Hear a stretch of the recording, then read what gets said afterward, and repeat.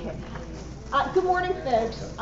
People might scream in or not, but we only have you for 90 minutes, and it's really important that we get done what we need to get done in 90 minutes. So, welcome. My name is Mary Ciccone. Today we have Laura Lovedahl is our director. If you've not met Laura, Annie Hobby and Heidi and Shauna have been fellows this year at the legislature. They've been our eyes and ears, and they're the ones who will kind of contextualize what's happening and what has happened. We were told yesterday by a legislator, what an interesting time to have a legislative wrap-up. And to which we responded, you may not have finished your work, but we got to tell people what's going on. No, not at all. Sorry. We're doing live streaming on this, so that's why I have to use this. I apologize. I hate these things. What I'd like to do is I would first like to tell you the story of the legislature and what's been happening, because in order to understand the ending of this session, it's important to understand what has happened. Each legislative session has a story. It tends to be like reading a book, so it's important to understand all the players and what's happening to understand the ending. The education bill was, it has not been introduced in the special session yet. So we're really talking about a bill that does not exist at this point. We assume it will exist the minute the special session is called. What will happen is the governor will call the special session. The agenda for that special session is incredibly tight.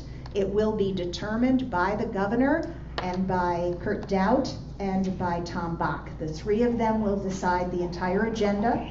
It'll go probably in one day. All of these bills will then be introduced. They will take a vote to make sure that they can change the rules, and then they'll process them that day. So these bills are being looked at now. Everyone is telling you this is not official. You can't be saying this is the bill. So just so that you know that. We do a legislative wrap-up every year purposely to let people understand kind of the ins and outs. We select things from these bills that we think parents or community members or schools probably need to know. There are, I'm sure, little provisions in here that we may miss, but we don't feel that they rise to the level of, boy, everybody needs to know this. Oh, good, spyware. Okay, so let's begin by getting rid of that. With who we are, Parents United, we're Minnesota-born, parent-led organization that exists to unite those who value public education and help them be strong advocates for excellence in public schools. Many times we're asked, what's our position? Our position is we try and let folks understand what is happening, what the pros and cons are, and let them make their decision. Because our agenda is simple. We don't speak for parents. We work to provide credible, timely information about education policy and lawmaking process so that parents can speak for themselves. We're a translator of complex terms and policy implications, as well as a navigator for the legislative process that's often oblique to the public. That's what we do. So when people say, what's your position? We say, who do you want to talk to? So the election results, and this is a slide I took directly off of our legislative kickoff, because we do a kickoff each year. For those of you who are funders of ours, we do a legislative briefing breakfast in the middle of the session to update people on the ins and outs and what's happening, and then the wrap up. We talked about having a divided government. Obviously the House was Republican and the Senate is Democrat. But what was concerning at the time of the election was that there were a lot of people who were being voted in on the absolute case that rural had been left off the map. So we were concerned that there would be a metro-rural divide in the various pieces of legislation. As it turned out, that is true. That's what happened. We also said that it was going to be the beginning of the 2016 election, and boy, that is the absolute truth. So the overarching 2015 issue was to balance the budget. There didn't need to be anything else. So that's all they needed to do, and it's by June 30th, 2015. The governor came out with his priorities first. He came up with around $700 million. This is just for education. He said he wanted the Head Start waiting list, which had 2,000 kids. He wanted universal 4-year-old pre-K. We'll talk about this a little bit more. Free breakfast for pre-K grade 1 kids, increased English language learning funding, increased special ed funding, funding for the Northside Achievement Zone and St. Paul Promise neighborhood. He wanted to do something for the Bureau of Indian Education and American Indian students. That was one of his great focuses. And then in other bills, not the education bill, he wanted loan forgiveness for teachers and family tax credits to help families provide preschool for their children and also other education opportunities. So this is what he began wanting. And now we look at what happened with the House. Then the House comes out with its target of $157 million. It's an incredibly low target with a $1.9 billion surplus. They wanted to put 0.6% on the formula, which was $33 in the first year and $34 in the second year. And to do that, their target only allowed them to give about $30. But they took out all the achievement and integration aid, and they just took that as if it were an open pile of money and wrapped it in order to get these dollars. They put $30 million in early learning scholarships. And they put $10 million in school readiness. For those of you who want to know the difference, early learning scholarships, you can use your early learning scholarship at any private or public preschool. School readiness is money that allows school districts to provide preschool programs for 3- and 4-year-old students. And you can, as a district, you can charge tuition for school readiness, and you can also accept these scholarship students for school readiness. So the school readiness tends to be a public school program, and then there was $10 million in compensatory aid grants. So that is what the House laid out. So the entire session, they had enormous bills with lots of different things, and they all loved them. And you'll hear from our policy fellows that everybody in the room nodded and said, great idea, let's go for it. Yes, this is wonderful. Every one of these provisions, of course, cost money. When it came down to it, this is what they selected. To say that people were sorely disappointed is really an understatement. People were just, their mouths were agape with this kind of a target. Jennifer Loon, who was the chair of this committee, made it absolutely clear. She said, I know it's a terribly low target, which is why she said she took the achievement and integration aid to up it a little bit on the formula.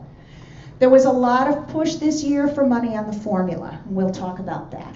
All right, now the Senate came up. So the governor comes first with $700 million, then the House comes with $157 million. In usual terms, what we would hope the Senate does is to go over the governor. That way you've got a lot more negotiation. So it was somewhat stunning, to say the least, that the Senate came in with a $350 million target. These targets are set by the leadership. So this means that Majority Leader Bach set this target, possibly in conversation with others. We will never know that, but they are the ones responsible. And it was Speaker Dowd who set the 157. So right away, from our perspective, and you'll notice if you read our updates, this is where we started shifting conversation away from, you know, these are things happening. We started saying these targets are ridiculously low. But this is what the Senate chose to do.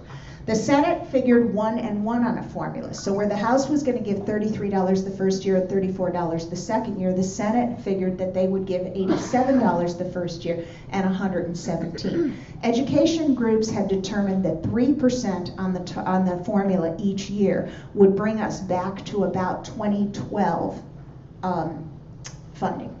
So 1% wasn't going to do it. 0.6% certainly wasn't going to do it.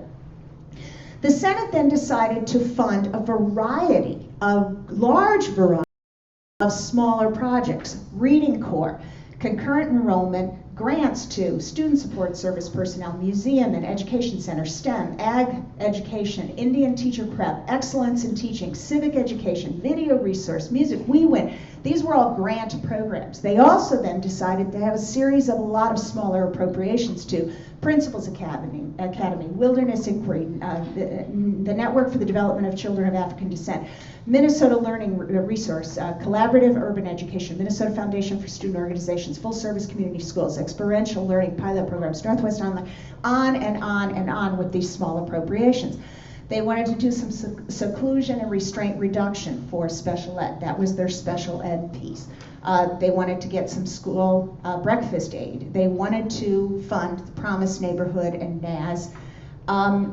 Facilities and technology, which was the biggest push from the education groups this year, because the facilities in Minnesota are literally falling apart. The schools are really in bad shape. So what the Senate decided, the House did nothing on facilities at all. The Senate decided that they'd get some long-term maintenance equalization aid that actually helps rural, much more so than the metro area, and we'll mention that. They decided to do debt service, which just helps school districts that have low property value be able to build schools.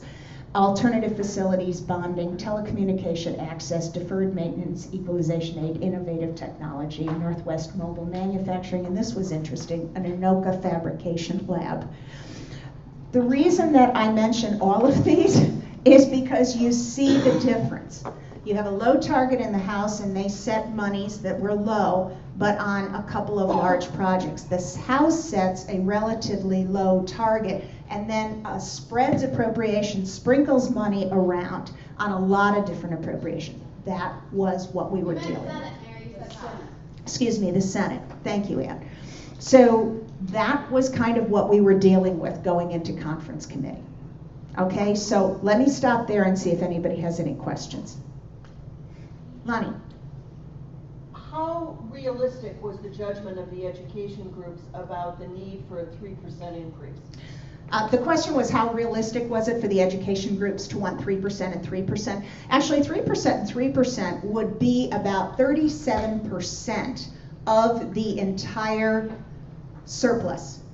And education takes up about 42% of the education fund, of the education budget, of the state budget.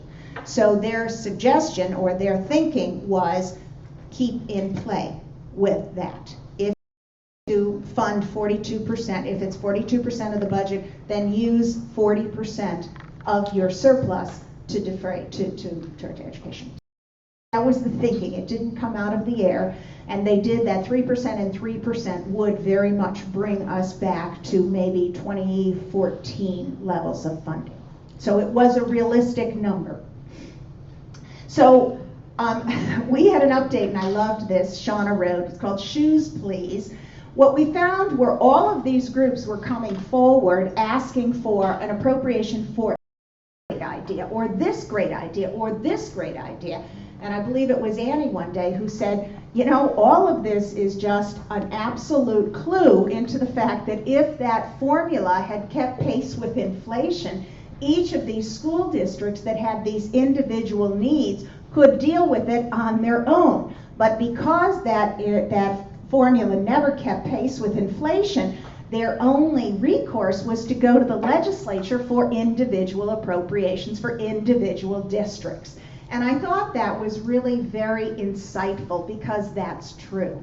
So, and one of the testifiers said, every year we ask for shoes and socks.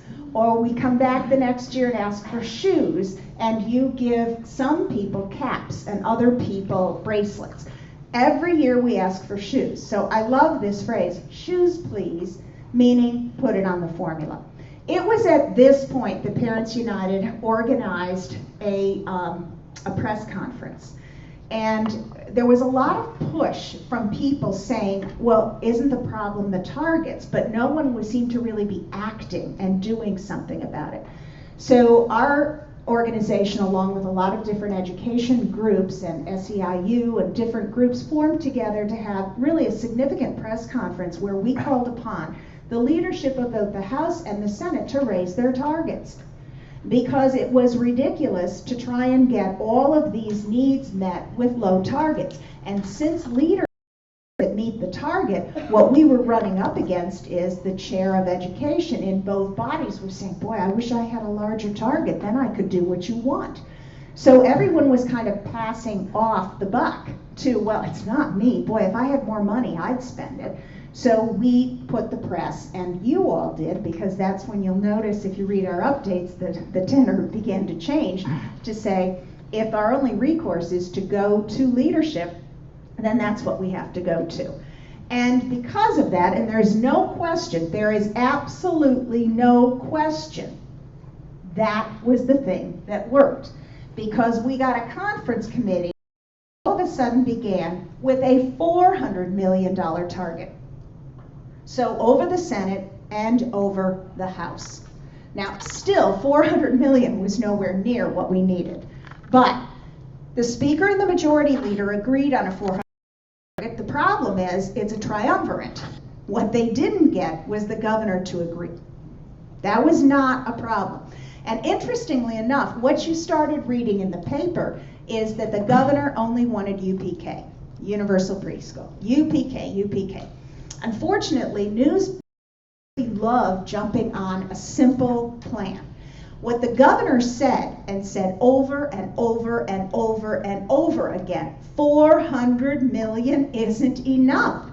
We need more to meet the needs. Yes, we need to do much more for early childhood, but we need to meet the needs. And by this time, he had already said, I think 2% and 2% on the formula is the very bottom line. You didn't hear that. He agreed to the 2 and 2 long before everyone else jumped in. So, but the Speaker and the Majority Leader agree on 400 million. Governor Dayton said, I'm gonna veto a bill that is at 400. He said it, he said it, he said it, he said it. We watched that whole weekend, sat at his press conference, it was very clear.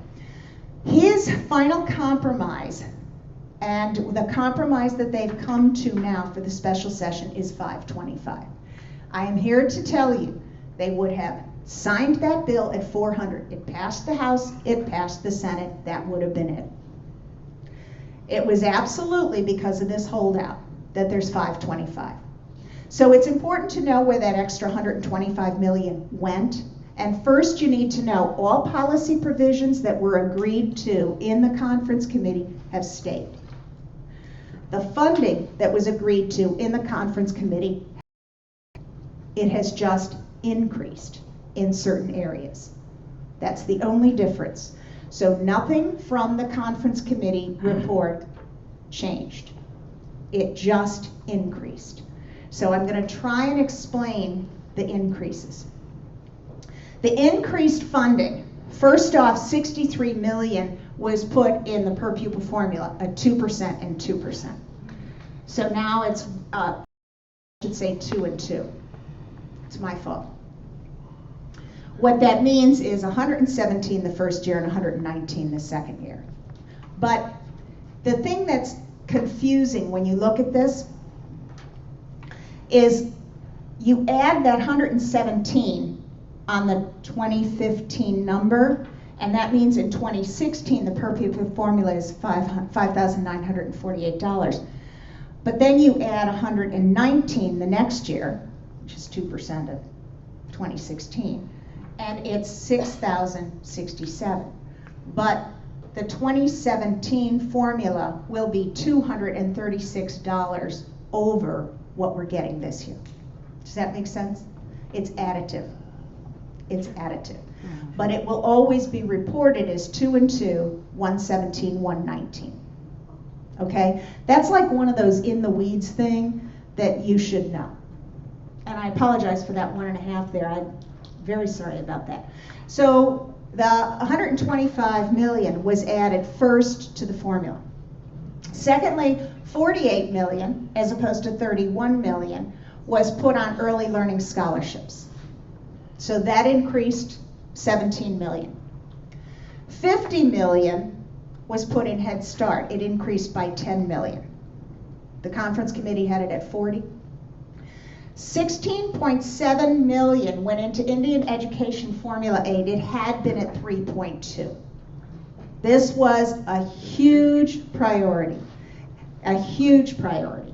4 million was put into St. Paul Promise Neighborhood and Northside Achievement Zone. It had been zeroed out. It's $2 million each. $1 million is in education partnership pilots.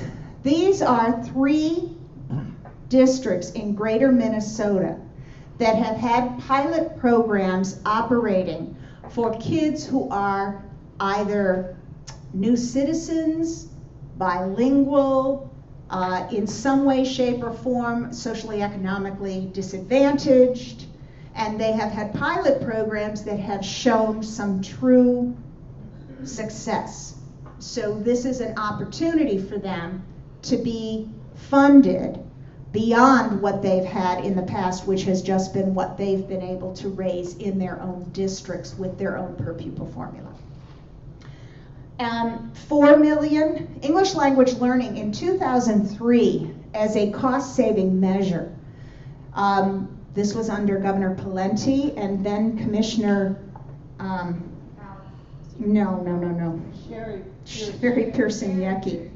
It's funny when you get older how you forget people that, at any rate, under Commissioner Yecke, to save money, they decided that funding English language learners for 7 years was too much.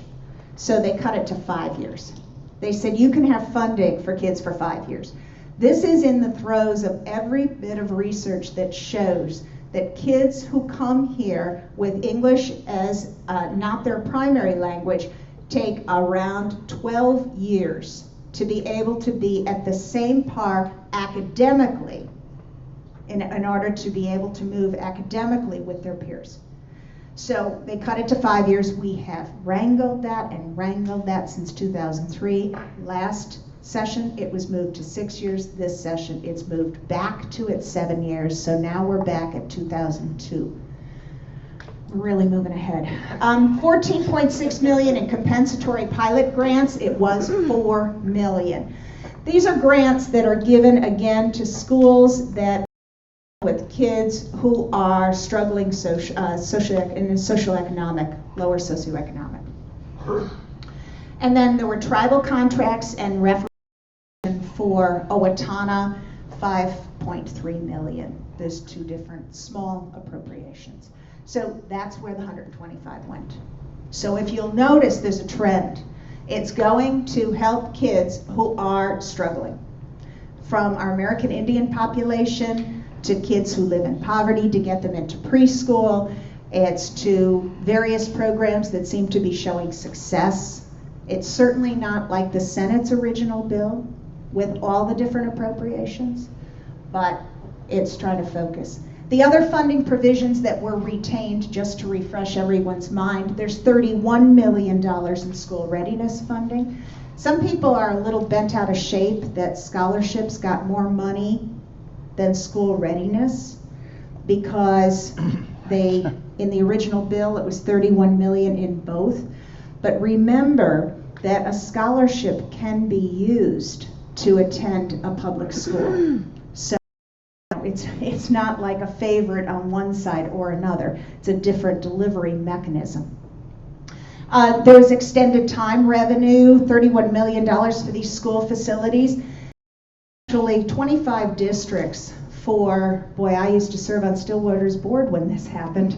25 districts have been given the opportunity to, in a discretionary manner, their school boards are just simply able to levy on their public for deferred maintenance for their buildings. And it's been confined to those 25 districts since late 90s. This expands it and moves it all over the state. And $31 million is to equalize for those districts that do that. So it's state aid to help districts that have low property wealth be able to take care of their buildings. This was a huge, huge win for Greater Minnesota schools. They increased the QComp, ATTPS, alternative teacher pay system, And they allow the usage now to compensate teachers who are teaching in difficult settings or difficult regions. So if you want to attract teachers or of a particular, they're teaching a particular subject area that's hard to get or whatever, you can help them. Yes? Mary, that's his second year though, in QCOM, isn't it? Pardon? That it doesn't go into effect till the second. Correct, 2017, I believe. Yes, several of these, in order to balance the budget, actually begin in 2017 as opposed to 2016. And if you'd like to know that kind of differential, I'm happy to show you the spreadsheets on that. Concurrent enrollment, which is really important to us. That's something that we think is really a tool, allowing students to be in high school and taking courses that are college ready or college bound so that they can get college credit before they actually move into the college setting. What they found, and there's been a fair amount of work done on this to show that kids who maybe never saw themselves in college take a course in an environment where they feel comfortable, a high school, and they see that they succeed. And more of those kids continue on. We think this is a really powerful, powerful tool, and to see this funded and supported is really Reading Corps, we saw Principals Academy, Race to Reduce Water Conservation for school districts that are moving in this direction. There's some interesting things being done here. Northwest College in the high school, Innovative Tech Co-ops. Those, you saw some of those from the Senate. So that's the funding. So I'll stop there for a minute. Do any of our policy fellows have anything they want to say about the funding piece or what has happened? I'll tell you now, where we're heading, or where the rub is. But did you have anything? You'll have a chance at the end too, if you want. Okay. So the policy provisions, and here we could spend the rest of the day just talking about the policy provisions. So this is going to be quick. I'm sorry. We'll try and contextualize these for you and certainly answer any questions. But first and foremost, it's important to know that all policy provisions that were accepted by the conference committee are in this new bill to be introduced. So nothing has changed here. There's been some cleanup language and some technical language changes. But first off, it adds an MCA writing test in high school. This is linked with, in my opinion, a huge change that happened in the last session. Was they devised a system for a suite of assessments where kids would take the Explore and the Plan in 8th and 10th grade. They have career inventory components so that students understand where they're at, and they're also predictive of what you'll do on an ACT test. And ACT, right after that legislation passed, stopped the Explore and the Plan. They came up with a new product called the Aspire. The test reduction group that was meeting in Minnesota did not want to use the Aspire. So we are now without the Explore and the Plan. And so they've added an MCA test, and you'll see what they also did. They've also, there's a hue and cry about reducing testing. And what Minnesota wanted to do, what the test reduction group wanted to do, was reduce the number of MCA tests. Instead of taking reading, math, science in 3rd, 4th, 5th, 6th, 7th, 8th grade, they wanted to do just reading tests in 3, 4, 5. They wanted to do the math in 6, whatever. The federal government would not allow that, period. So we went back to needing to do MCAs, all of our MCAs every year. So there was a push still to reduce testing. How do we then reduce testing? And one of the thoughts early on was to do this. I actually have some concerns about this, but that's personal, because what they've decided is they're going to limit the number of hours that a school district can test with a locally selected test. NWEA, MAP. What they're really attempting to do here is there are many school districts that are doing pre-tests for the MCAs. So you have a pre-test for the MCA, you have another pre-test for the MCA, then you have another pre-test, which you can understand why districts are doing that, because they're being rated, if you will, on how well they do. This is truly an attempt to tamp that down. I think this is a pretty blunt instrument here. So if you're up to 6th grade, only 10 hours of the year can you test in this fashion. Secondary, 11 hours. This is not AP, it's not IB. These are not your tests, you know, your end of course tests. These are tests that are district-wide and selected just by the district. So it's going to be interesting. This is a brand new provision. I think the reason behind it was interesting, you know, well intentioned. I'm not sure that falling on this particular resolution was what they wanted. We'll see. Schools, and this is the one that I'm personally, this is just me. They've decided, and this was a House provision, to do away with ACTs for all kids. I was the one out screaming and yelling how great that was when it passed, because I do still think that's a ticket to college for a kid. I do. You know, I know that is 800 are no longer using it and all this, but I also know that that ACT is good for 10 years. So an 18-year-old who says, forget it, I don't care, may indeed use it when they're 25 years old. But now it's optional.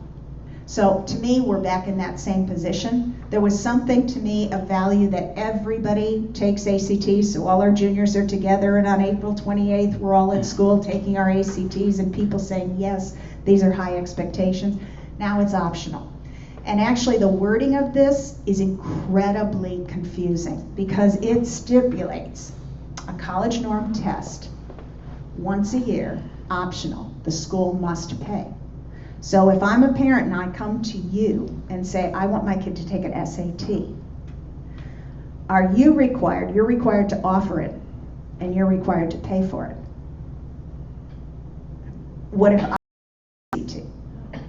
What do I, if I'm a private school parent, do I come to your school and say, I want A? So I think there needs to be some work shaved on this. I think this is concerning, and I think this is can be very confusing.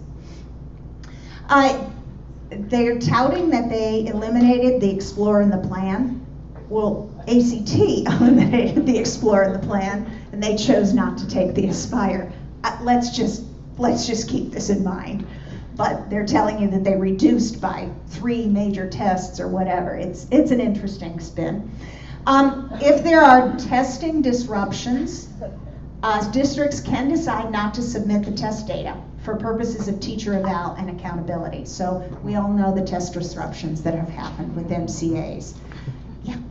For the testing piece, does that start next year? Does that take effect next 2016, yes. Pardon? Oh, asked if this starts next year, and it does, the testing component.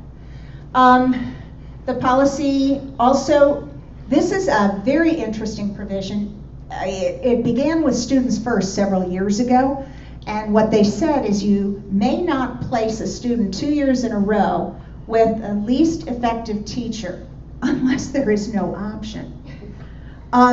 What this states actually is, and what the wording is, it was better. Every school will now have to have their teachers evaluated. If your teacher is on improvement area, and a student cannot be placed in a teacher's classroom 2 years in a row, that the first year the teacher needs improvement, the second year that teacher also is on a needs improvement. Okay, this is going to be a nightmare in high school. This is going to be a nightmare, which is why they added unless there is no option. The problem that I have with this, that I see from a public perspective, how will you know? And that was the fight. Is the data public or is the data private. This is a teacher's evaluation. I have been assured that it's private. Then how do I, as a parent, know if my child is in I think this one's going to run into some trouble. I think it's going to run into a lot of trouble. Expansion of PSEO, including world languages for 9th and 10th graders. This is very good.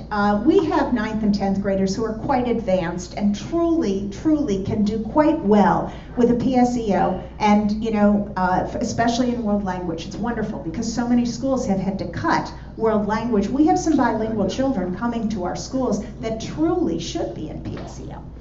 Concurrent enrollment courses open to 9th and 10th graders. Also really an important component, because what we need to be saying to these kids is we need to track early on. Concurrent enrollment, you can actually save yourself an entire year's college tuition if you take enough of these courses. And if you're in concurrent enrollment classes, you can get high school credit and college credit at the same time. This is wonderful. This is exactly the kind of thing that we've been hoping for.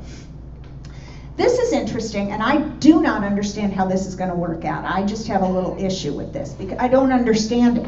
It requires MnSCU schools to give college credit for credits. How can you require? You're the K-12 or the E-12 committee. I'm not sure you have jurisdiction over higher ed. I just do not understand that. This seems to me to be a provision that needs to go to higher ed. I don't know. So I'm just talking about the implementation of this. But again, the intention's very good. And there's a lot of deep information about this that's smart. MnSCU should only be doing, PSEO classes should really be college credit courses. You know, what you hear often is the kid takes a PSEO course that's gym, maybe getting dual credit for that or whatever. So it does make sense. We should be looking at these PSEO courses, make sure that they are college worthy, and then give the students the credit for it. That's what the system was set up to do. And if it's not doing it, that's the system's at fault. So I do think, again, the intentionality of this is very good. Let's get our 9th, 10th graders on a track. Let's get them the credit. Let's get them the sense that this is good.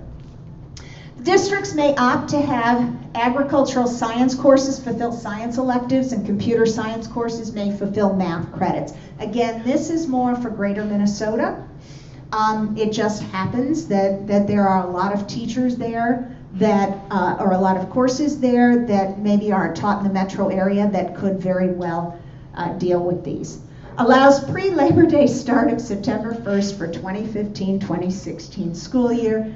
This every year we fight Labor Day start and all this, and because Labor Day is so late this year, everyone's given a special dispensation this year. I'm going to guess we're going to see this next year as well, and this is just the way it works. So next year you can start September 1st if you want. Of course, I think this is funny because most school districts have already factored and figured out their calendars. So, yeah. I don't know. Anyway, allows districts who currently have a 4-week plan to continue until 2020. I think this is interesting. After that, any district needs to apply, but I like this. The criterion is that they are meeting their performance goals based on their World's Best Workforce Plan. This makes sense. If you're doing 4 days and you're saying we're doing great, well, what's your plan? What are your goals? Where are you at? How are you doing? If you're doing fine with the 4-day, then it can be approved. The last couple, charter schools are allowed to provide fee-based preschool programs. Requires districts to ask parents when child's last comprehensive vision screening by an ophthalmologist or optometrist, and this must be reported to MTE. This is another one that I think is going to get a little confusing for parents. You will actually be asked about the comprehensive screening, vision screening. This is, again, a compromise. It's a compromise because years ago they wanted to require everyone to have screenings. And then there was a huge pushback from optometrists and ophthalmologists because a real vision screening is different than what other people thought it was. So this is kind of a compromise. requires the MDE to determine the cost of remedial course taking in Minnesota state colleges and universities and record which high schools these students graduated from. Guess what this is for? There's always been a push to find a way to possibly have that high school or that district pay for those courses. There's some interest in this. It's interesting, to say the least. You also have to disaggregate this by all the different racial and ethnic groups, socioeconomic. Yes? Minnesota State universities and colleges, does that mean MINSCU? Yes. Yeah. Yes. But not the U? Well, this is exactly the wording. Minnesota State colleges and universities. I'm going to guess the push is going to be the U as well. I'm going to guess the U. Again, I'm not sure how the jurisdiction operates on a lot of this, but requires the MDE to collect data on student homelessness and high mobility rates and put those together with school reports. What they're attempting to do now is take homelessness almost as a subset of subcategories and really track these kids. The MDE must submit list of schools not meeting world's best workforce goals. Boy, I want to see that list, because I've been doing work on world's best workforce, and I'm telling you, 95% of the districts I go into go, let alone have a plan and actually are moving it. So this is going to be really interesting to see that list. And I'm going to stop there for a minute before we go into these last provisions. Any questions on those? Okay. There were a variety, and this all came from the House's original bill. The House's full omnibus, or their education bill, was really from House File 2, which obviously was one of the first bills that was introduced. And it was filled with a lot of different provisions around teachers, teacher licensure, that have been on the Republican agenda for years. So it was a laundry list in House File 2. Many of those provisions made it through to the conference committee in this final bill that should be introduced sometime in the future.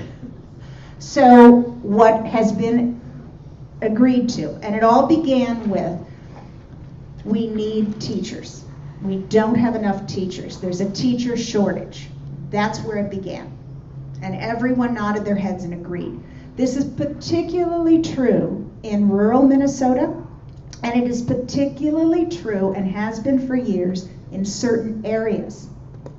Bilingualism, special ed. It is also particularly true in schools that have high socioeconomically disadvantaged students. So how do we get teachers in those areas? That was the stated intent. Mary, I have a question. Yes. So because I'm in Minneapolis, where like a quarter of the charter schools are allowed to provide fee-based programs. Do you see that causing more white flight from the public schools, thus weakening the public school system even more?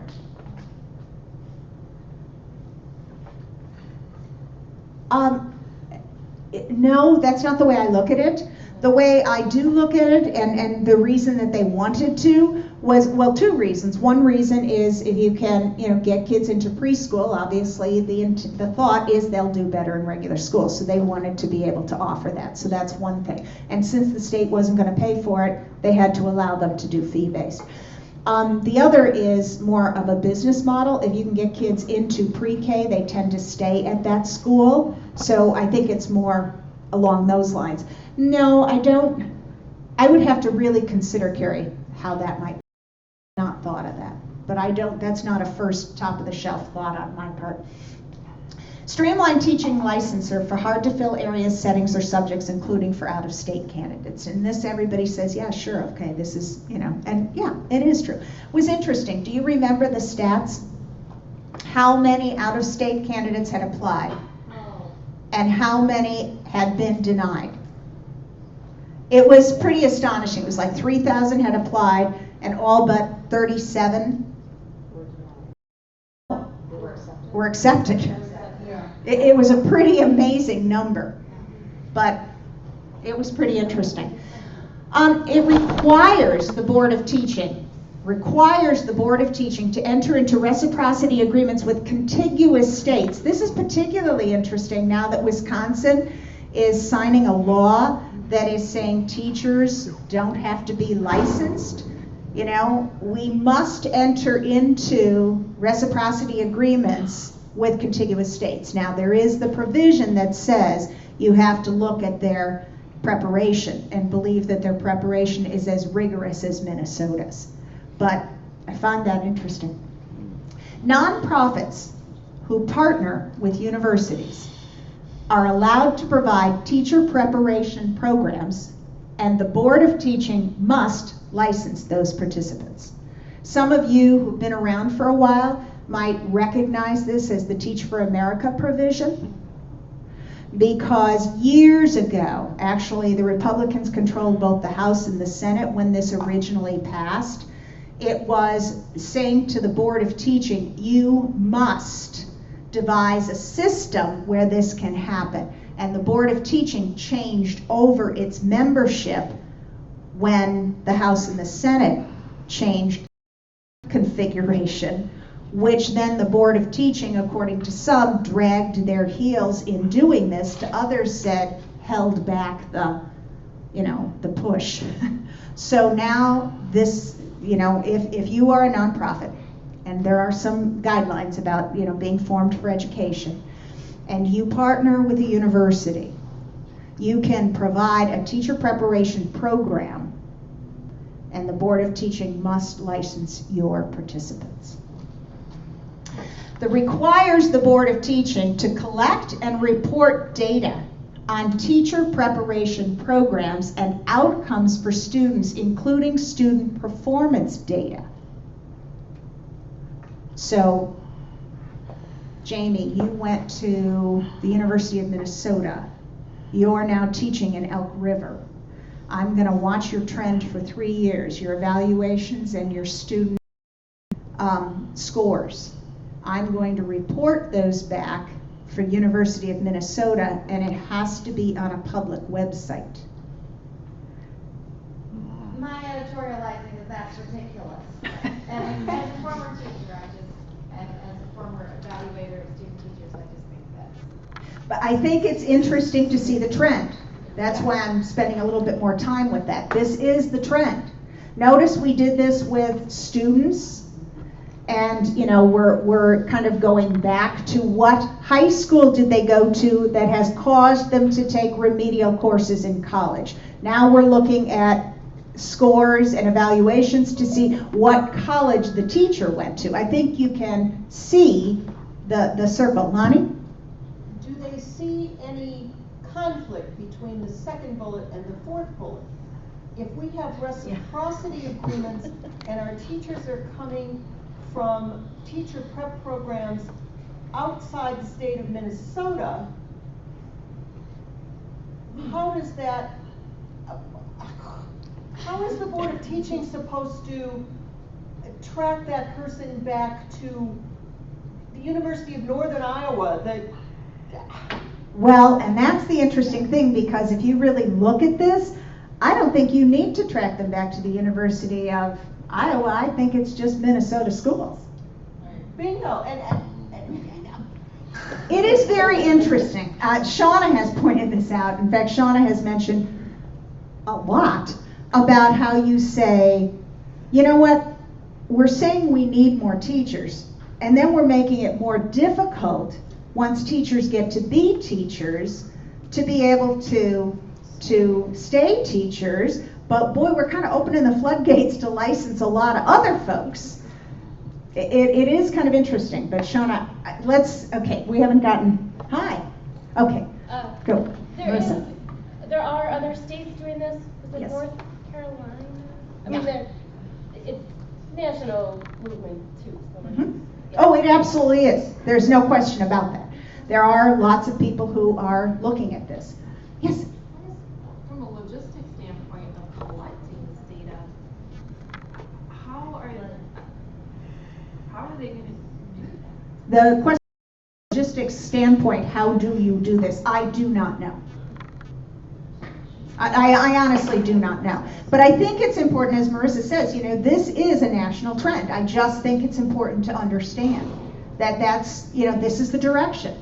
And it begins with a philosophy. It begins with a philosophy that there is, a direct trend between your university to how good you are. Believe it, not believe it, whatever it is, whoever's philosophy it is, there it stands. Yeah, Em. How did Brenda respond to these issues in terms of how did she react to the legislation? What did she say the impact would be, etc.? She actually would not have been responding to these because this is the Board of Teaching. So it's actually the Board of Teaching. The Board of Teaching is housed in the Minnesota Department of Education, but the Board of Teaching is its own entity. I do know that when I think about it. Yeah, but so it's an interesting trend. You'll see a lot on this teacher licensure piece that some of it seems diametrically opposed, some of it seems logical, some of it seems very difficult to implement, but this is a movement. This is where we're heading. Lonnie. Considering that this may be part of a national movement, is there an entity or an organization or group of organizations that is behind this movement? Who thinks this is such a great idea? I do not know. Marissa, any idea? Educators for Excellence is one. Educators for Excellence. Joe? We do. Schools for Center for School Change, excuse me. I do not know. Yeah. So is the Board of Teaching going to require a lot more funding going forward in the future? And like this, and also the licensure being a portfolio, they don't have any funding for that. So have they come requesting more funding? Not this year. The MDE, they got a couple of dollars. I'd have to look at the spreadsheet to see just how much. So, Joe? So, I apologize for coming in late. I'm trying to get in various stories. One of the groups that's really interested in this are African American parents whose kids go to historically black colleges who have spoken to this issue repeatedly. These are kids, in many cases, who have been educated in the Twin Cities, in Minneapolis or St. Paul public schools. Their kids, for reasons that are beyond the scope of today's discussion, prefer to attend historically black option. They get licensed, and then they have come back here, and we have documented examples of African American youngsters who've been told they have to spend thousands of dollars to take additional courses, even though they have been licensed in other states. Now, this is a complicated issue, but that's one of the groups of people who have testified. That we already covered. This is just this one piece of tracking a person's evaluations back to their university of prep. That's the piece we're talking about right now. Carrie? And I mean, when you say African American parents, I would like to know if that African American Leadership Forum, is that Eric Mahmoud's little parent group, like, because it's not like Northside parents that I know. So I it's mean, Joanne, sorry. So go ahead. It's Joanne Clark. It's a group of people who have had their kids participating in historically black colleges, which involves hundreds of African American parents. I certainly wouldn't want to say all African Americans agree on this or agree on that, but thank you for the question. So another provision is requiring the Board of Teaching now to accept teacher experience as the teacher of record. Those are really important words. The person has to be a teacher of record for 2 years in the same licensing area in another state to qualify to be licensed then in Minnesota. So what this is, and it is absolutely true, if I teach, Shauna did this actually. Shauna, you did this in another state. You had your BA, not a teacher license? Right. Correct. So she went and taught for a nonprofit for 2 years, was trained and taught for a nonprofit in a school for 2 years.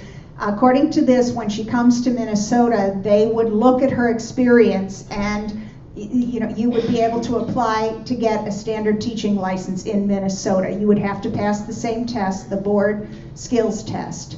And then according to this, you would have to have had a 3.0 GPA. So that's what this is. Well, Yes. I'm sorry, she would need a 3.0 GPA. And when she was getting her BA. Unless she was from Wisconsin, and then you wouldn't have to. Now, this is more, she'd have to be, this is more for, if you have your teacher licensure, you're handled under that provision, reciprocity. If you do not have a teacher license, but you've taught in another state, say in special ed for 2 years, and you had a 3.0 when you got your BA, then that has to be considered by the Board of Teaching as teacher preparation. If you were, quote, the teacher of record, and that's the legal term. Okay. Okay.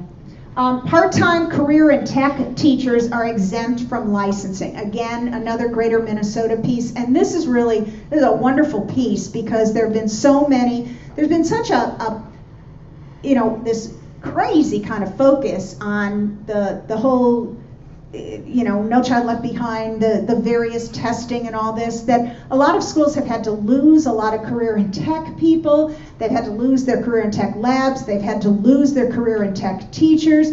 So they're trying to bring them back, and there's a lot of career and tech folks who would do a fabulous job teaching, but going through the whole licensing thing in order to teach this is difficult. Yes, sir? On that very note, I couldn't agree more with you.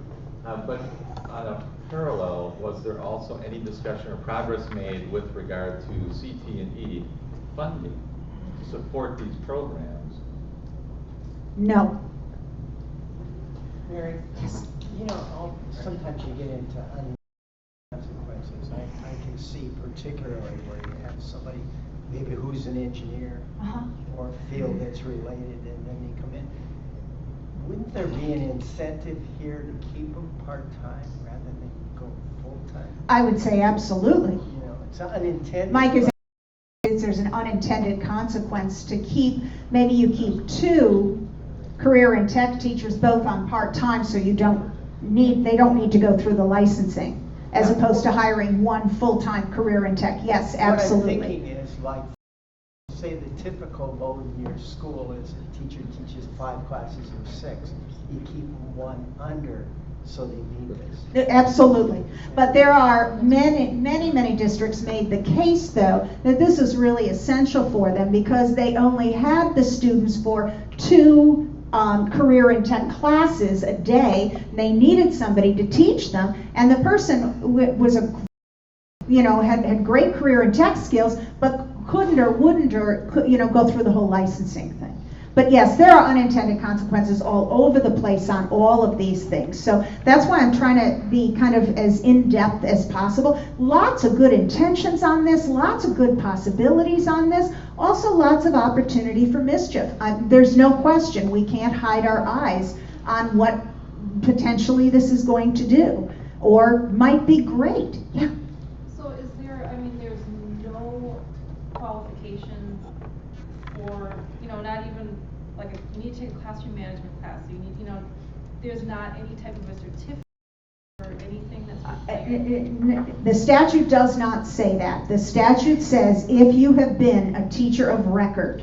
No, I'm talking the career and the part-time. No, I'm sorry, I thought you went back. Do they have any kind of, you have to have a bachelor's degree? I'm just wondering, because in Wisconsin, you only have to have graduated, you don't even have to have graduated. So is there, you have to have at least a bachelor's degree? Not for the career and tech piece. Okay. No. I do think the district has to have tried to fill a position with a licensed teacher. They do say that often. It was interesting to see a number of career and tech teachers come to testify that said, I'm licensed, I'm an educator, please don't lower the standards for my profession. So anything that seems like a slam dunk often has this other side, and that was kind of the other side of it to me. Good point. Good point. Yeah, Louise. Going back to your requiring Board of Teaching to collect and report data on teacher prep, there's a same requirement of the Board of School Administrators for principals and superintendents, directors of special ed, and so on. And the Board of School Administrators has not a clue how to collect that either. and what it means to collect that data. Thank you, Louise. That's exactly right. So that's the BOSA, the Board of School Administrators. It does the same function as the Board of Teaching, and you're exactly right. That's the trend that also superintendents and directors and all of that. So again, the logic is, follow the trend back to the School of Preparation. Yeah, Marissa? Related, doesn't that go back to your question about the privacy and the public nature of teacher evaluations? Well, but it's collected in aggregate.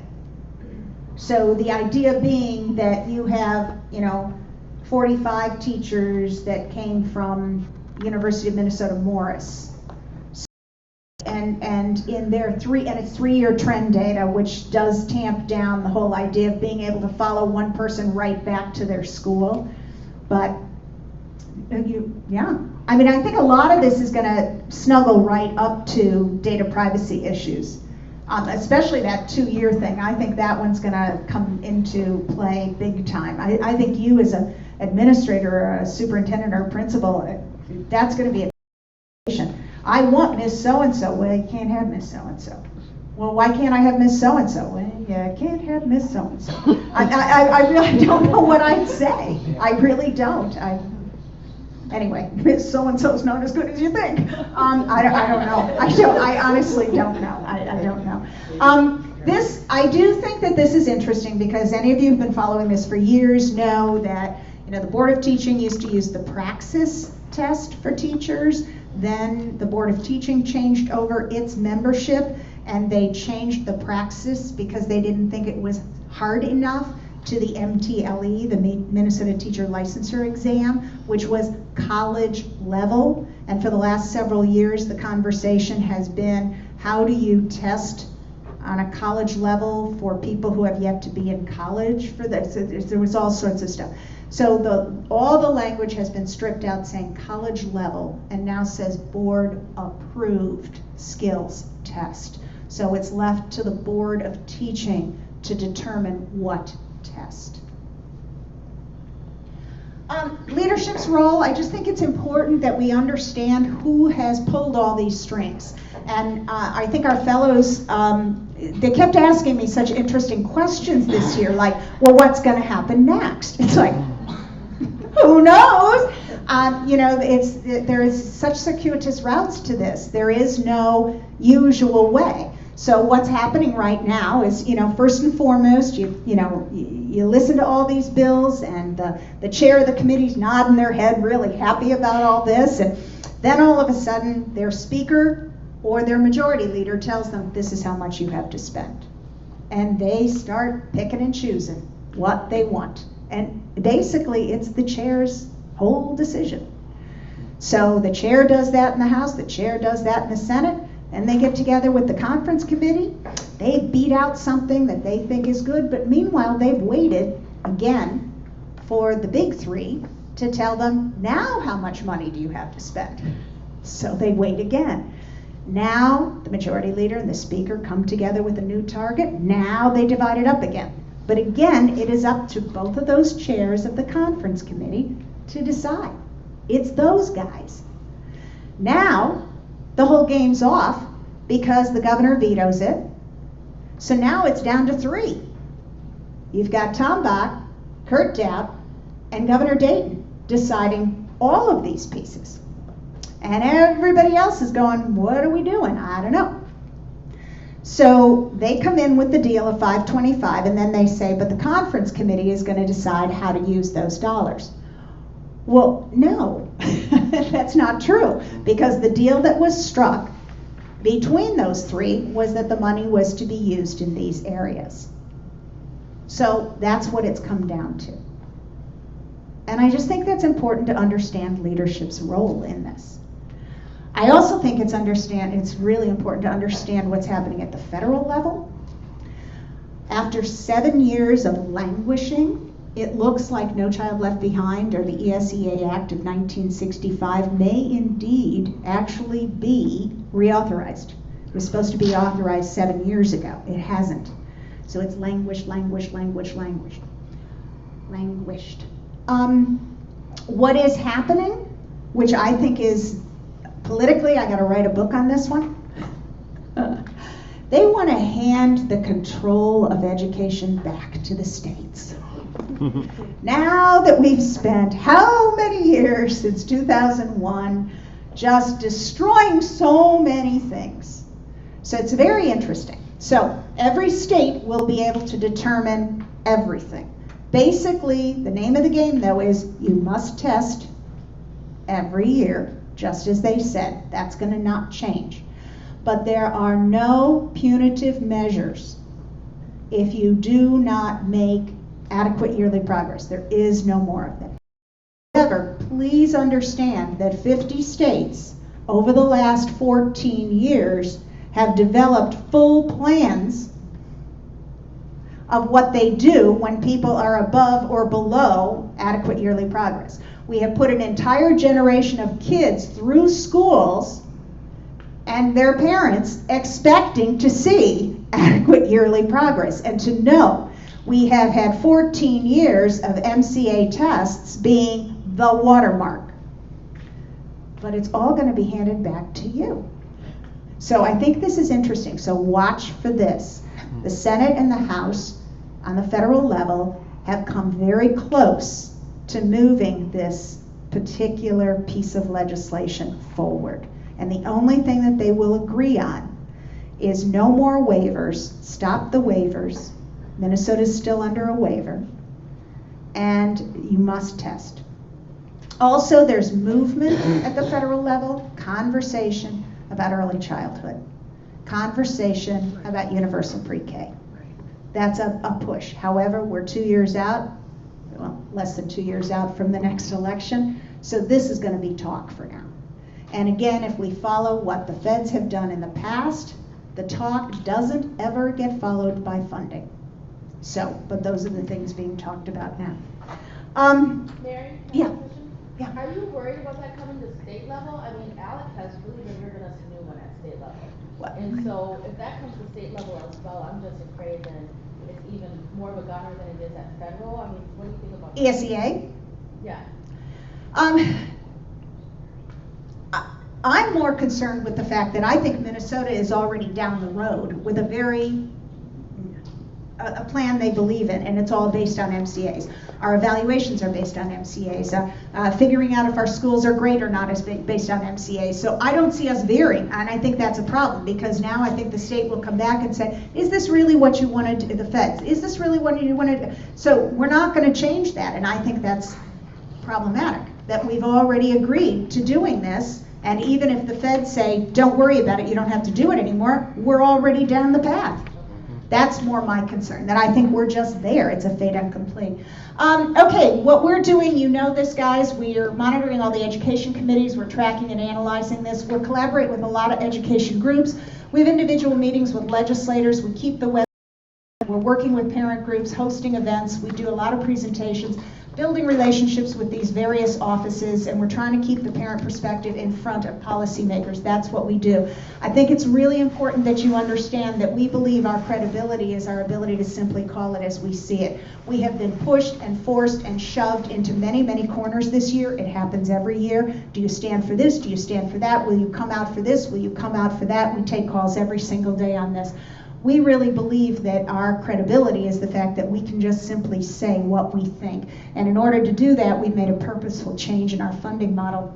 70% of our funding comes from individuals. We are not beholden to any corporation or any grantor. Only 30% of our money comes from grants, and those grants are for civic engagement or funds for initiatives or fee for service that we do. We don't take corporate or union money. We have reduced our reliance on grants and expanded our fee-for-service offerings, now being 70% funded by hundreds of Minnesotans who believe in the need for this kind of an organization, and the average donation is $10 a month. So we believe that we have a really deep, large group of people who believe that an organization like this must, and that's why we exist. So that's it. I'd be happy, I know we have to be out of here soon, so I'd be happy to answer any major questions. And if not, we have a board member who'd like to mention something. George? How about achievement and integration statute funding? I know they were It's talking there. about- Okay, does it remain at the 80% student programming, or has it gone to the 90%? That I don't believe has changed. Okay. Your compensatory money you can use more freely now, which is good. Joe? So my apologies for not being here to mention this when you were talking about it, but there actually is two issues that are on the minds of many families are college debt and kids having to take remedial courses when they go to college. In the higher ed bill, there is more than $400,000 to help high schools and colleges collaborate on dual credit courses offered in high schools that meet the career and technical standards. So there actually is money to help high schools and colleges collaborate on that, which can help more kids earn college credits and at the same time be better prepared. There's also more than $2 million in new money, and I appreciate what you said about your neutrality, but I think at one point you all did say you favor more courses offered in high schools. There is more than $2 million in new money to help high schools and colleges collaborate to create new courses offered in high schools where kids can earn college credit. Those were in the higher ed bills. Yes? I know that Representative Bob Detmer wanted to have I can't remember what it was called, what he said. Fayed? Well, he wanted it so each district was able to distribute the funds to their schools as they see fit, instead of the state saying you need to spend it here and here and here, and each school district doesn't need certain areas. Was that, because I was late also, was that passed?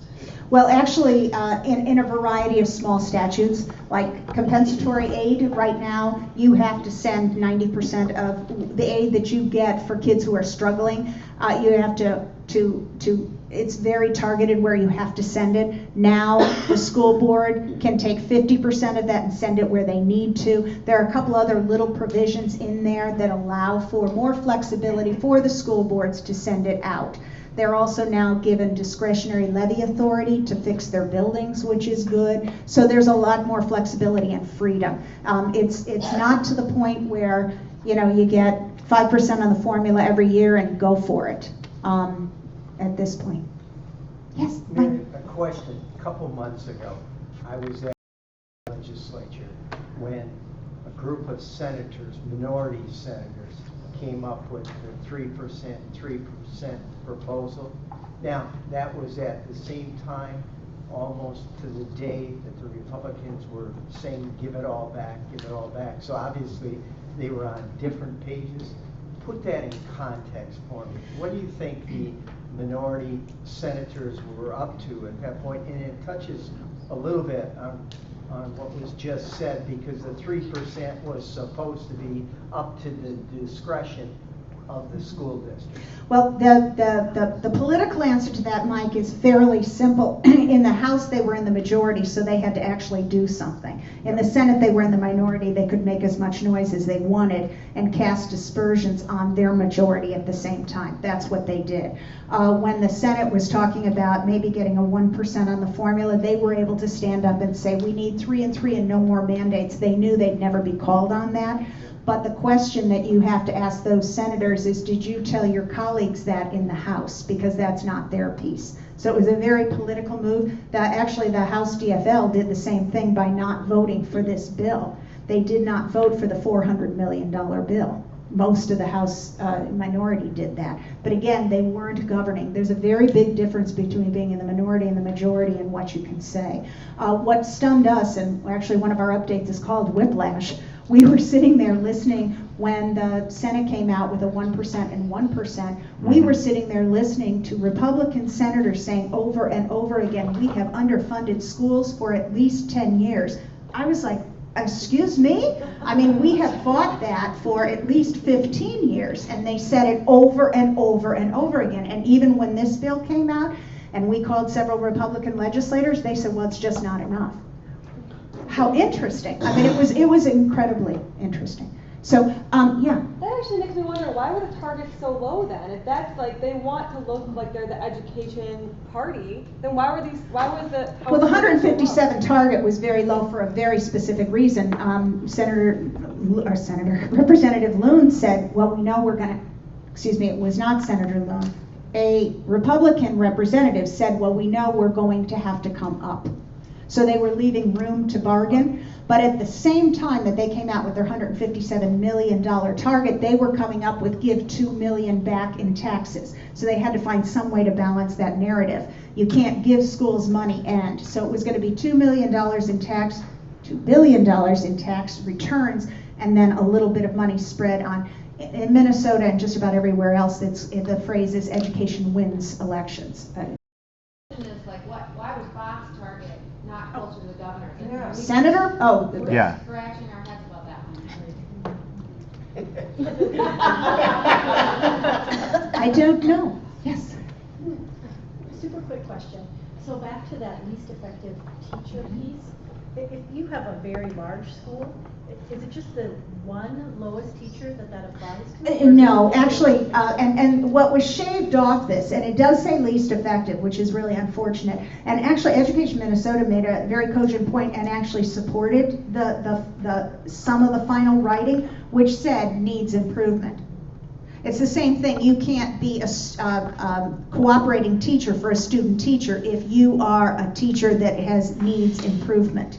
So I think but the original and what everybody talks about, the short, it's actually in statute least effective. But the truth is that when you get into the deep words, it's on a needs improvement plan. So if you're being evaluated for any kind of a job, if you're on needs improvement, you would be someone that they would say, you can't have a student teacher, and which, makes some sense. And, I don't know how you place kids in there and the whole data privacy. Okay, I'm happy. They're going to throw us out of here, but I can do parking lot conversations for the rest of the day if you'd like. So this is one of our board members. Hi. So I get 2 minutes to do a message from our sponsor. I'm Jillian Heidelberg. I'm on the Parents United board. I first got involved with Parents United because I came to one of these, and I was just blown away by the information and the fact that it's policy, not politics. And that's just so important, and it's become increasingly important because politics is just such a mess. But this is really about facts, very emotional facts, but facts, and being very informed. And as Mary, excuse me, as Mary said, we're very proud of how our funding model has changed, and we do rely on individual donations because we want to not be beholden to anyone and not have to take stands that we don't believe in. We do have a donation box back there, so if you'd like to write a check, that's great. But probably the more important thing is, as we all sit here and listen to this, we all think, oh, if only so-and-so could hear this, I would love such and such a group that I'm involved in to hear this. And that's where I'd like you all to kind of put on your thinking caps and figure out how you can make that happen. We're not a huge organization. We don't expect to talk to crowds of 500 people. We're happy to have Mary or some of our other staff or board members meet with 10, 15 people. So one of the things I did, I'm also on the Hopkins Education Foundation board. We had a Parents United board member come as a guest speaker to one of our board meetings. People loved it. It was an opportunity to really think bigger than just what are we doing for our school district.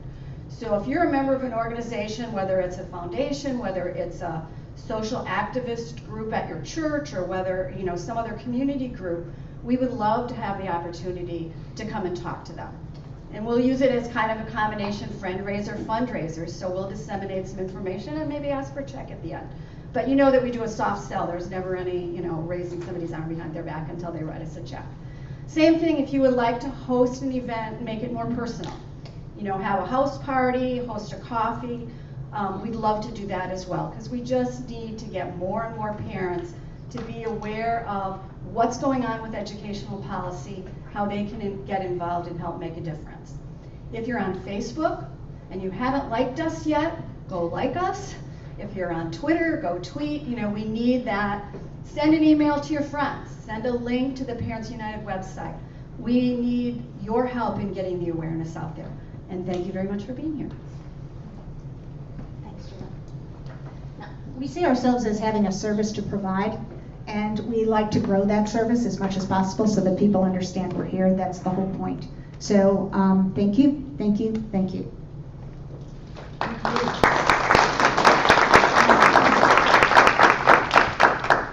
We have 3 policy fellows here that I think have some interesting perspectives, so if you've got a couple of minutes, if you'd like, why don't you guys come forward?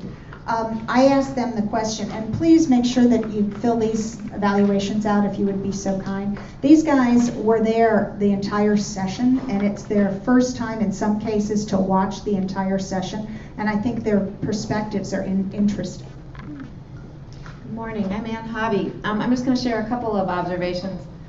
One is that they really want the public there.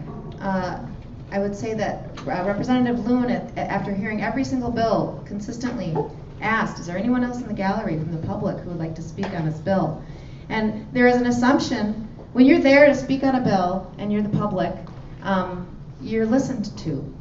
When you're not there to speak on a bill, there's a little bit of an assumption that there's not interest. So we thought that was interesting. I hope I didn't steal that from you. Another aha for us, maybe Sean will say more about it, but we were sure there were a lot of slam dunks. We would listen, everybody would nod, it would be a really compelling case. There are no slam dunks. There's nothing that's in for sure. So that was an eye-opener for me. Ironic tensions that Mary and Shauna both alluded to already between needing more teachers and putting the thumb screws, making it a little bit harder to be a teacher right now. I think that was and there were other similar, between career tech and the narrow measures by which we're assessing our schools. We have these 2 sort of dichotomous needs. My biggest observation is that our legislators really, and pardon the crude expression, but they all want to pee on their own. And so they want to leave their mark. So sometimes, I know that's really crude, but it's sometimes instead of like looking at the collective good, there's a lot of energy put on these little solutions to problems, that might not exist if you took a bigger picture. So I'll stop there. Mary alluded to this, and I just wanted to say a little bit more about it because it connects to other things that I observed through the session. And that's just how interesting it was to watch the power be concentrated and fewer people as the session went on. And at the end, you're talking about 3 people in someone's mansion making these decisions while the press waits outside. And to me, it brought me back to government class and saying, oh right, there's checks and balances. And the importance of that became so obvious, although somewhat diluted in the public perception by the idea that perhaps the governor was whining or stomping his feet or putting his foot down. And I felt like I wanted to say, and actually I had to have this, someone reminded me of this, and I wanted to say, that's how we set up our system of government. That's called checks and balances, the balance of power. And we need that all the more when it concentrates in the hands of few people. And on that line, yesterday in listening to how much, so the budget went up by 125 million, listening to how much will be done on behalf of kids, that is so important. I could get choked up talking about this. So much will be done that will be so impactful for those young people with that $125 million that it made me realize, okay, that's the benefit of checks and balances, because our legislature passed a bill less that amount. They were willing to do that. And so a third power had to say, and got to say, no, we can do better. And now we will do better if this passes. And it also brought me back to the idea of the shoes. And when I look at the list of things that are under that $125 million, or the appropriations, we're talking about the promised neighborhoods. We're talking about Northside Achievement Zone getting funding. We're talking about Head Start. And for me, I'm thinking, why are these not the shoes? Whose perception is it that these were not included in the meat of that bill? And why was 400 million less, 125 million less okay? And so on that note, as that power concentrates at the end, I just wanted to remind people who, I look at your name tags and I recognize some of your names as people that are often retweeting for us or sharing on Facebook, and many of you are also there at the Capitol. And the significance of taking it through to the end, when it seems like there's less activity, but so many decisions are being made, I feel like we need to pass that on to our neighbors and say, stay with the process, stay with the process. These decisions, what you thought might have been a slam dunk might not be at this very end stage of the game. Good morning, everyone. I'm Heidi Hilstert. So I covered the Senate. Shauna and Annie were covering the House, and I guess, I don't know what I can add that you guys haven't already said outside of the fact that there was definitely a different vibe in the Senate for obvious reasons, but it is an interesting about the slam dunk. These amazing and innovative ideas combined. Everybody is so excited, and this can really, affect direct change immediately. And then, I was just looking through my notes, and every I'm like, where did these go? And again, stay with us, because I really, really want to make sure you guys know how effective your voices are down at the Capitol, and especially if you are a constituent and your leader sits on a committee. They really do listen, and at least we think they do. we hope they do. And testimony can be so powerful, and it really does make change. So I don't know what else to add outside that you guys haven't already added, but thanks for coming, and look at our table over there before you leave. Thanks.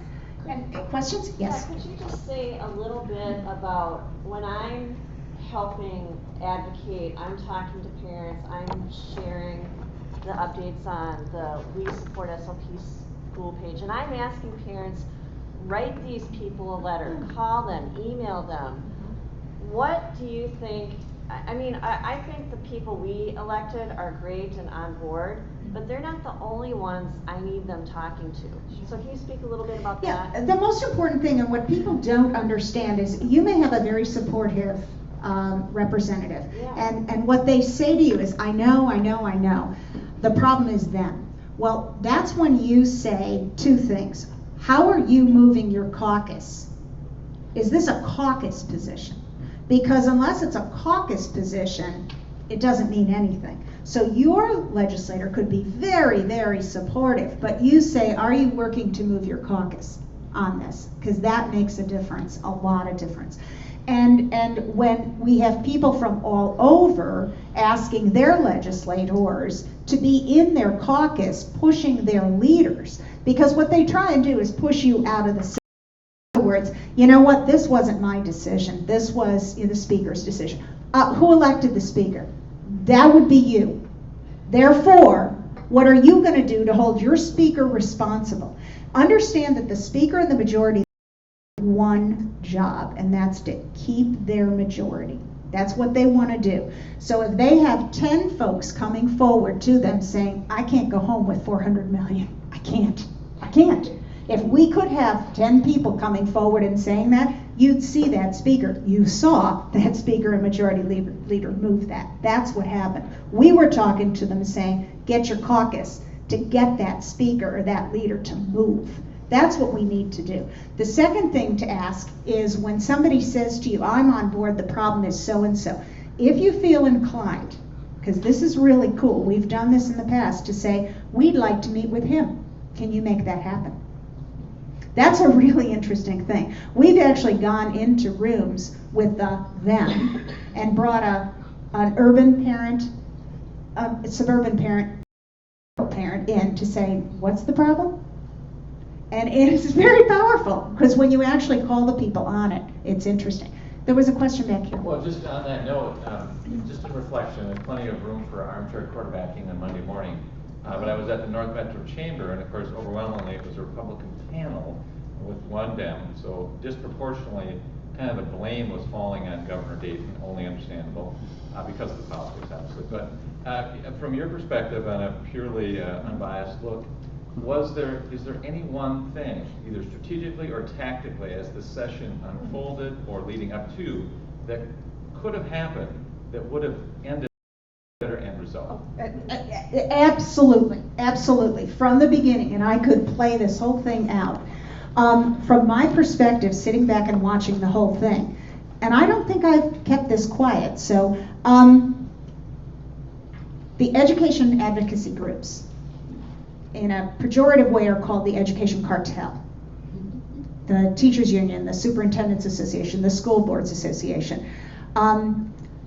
Those folks were never brought on board for universal pre-K. It came as a total shock to most of those groups. So first off, that was a shock. Plus, we just got all-day K last year. So I think it was too much of a shock to them. I think it was a movement on the part of the commissioner and the governor to do what they believe is right.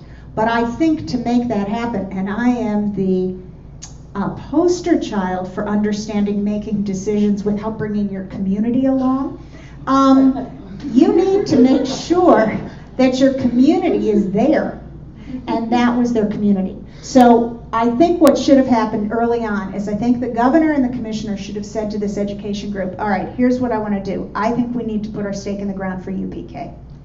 And I think then the education groups should have said, can't do it now, but we promise you that before you leave office, we'll have UPK. And this is how we're going to do it. First, we're going to increase school readiness dollars. Then we're going to move with those scholarships. We're going to move this forward. The next year, we're going to do half-day UPK and move it forward. Rightly so, the education groups are very concerned that there was one-time funding for UPK, $350 million from a surplus. Okay, you use that surplus dollars. We did that in the past. The next year there were no surplus dollars. And from that point on, we've been off to the races trying to correct a system. So how can you assure us that we can have $350 every single year so that we're not going to eat our own system between early childhood and K-12? That was never done.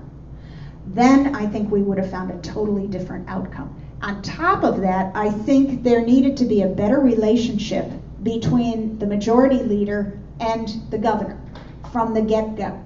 I don't believe there was a conversation about that Senate target. To me, the problem was the Senate target from the get-go. I think the Senate target should have been at 900. Then they would have had time to play. And they had political backing. They had support by doing that because the education groups were asking for $895 million, whatever they were asking for. So I would have hit that target and then I would have played in the middle. I think they left the governor out to dry by having to come in on the high water mark and then very purposely on a UPK model that they were going to fight. So we have now, my fear now is we have caused this unbelievable divide and it's getting out there. Another thing, and I think this is very confusing, this is not political, this is something that it's actually disheartening to me, this actually bothers me.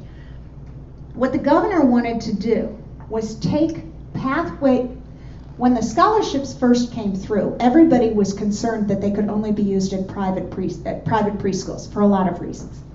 So they divided that money in half and had Pathway 1 and Pathway 2 scholarships. Pathway 2 scholarships could be used at public, Pathway 1 at private. The governor wanted to do away with all Pathway 2 and hand it all over to scholarships for 0 to 3.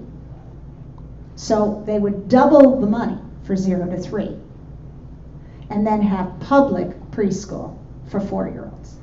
That was the plan. And on top of that, in other bills, he had loan forgiveness for teachers to increase the amount of.